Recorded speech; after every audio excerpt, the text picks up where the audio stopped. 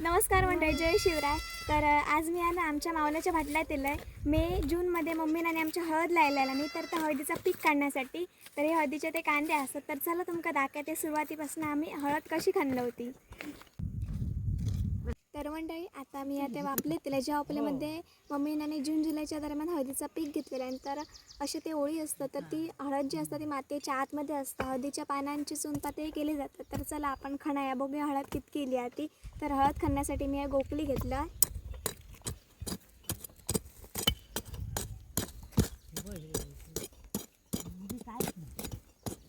या बघा मूळ दिसता हळदीचा.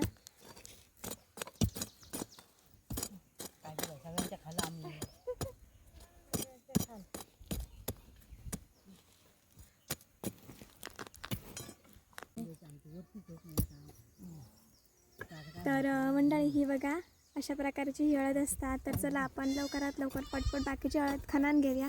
तरी गावठी हळद असता. तर नक्की कमेंट करा तुमच्या पण भागांमध्ये अशा प्रकारे हळदीचा पीक घेतला जाता काय.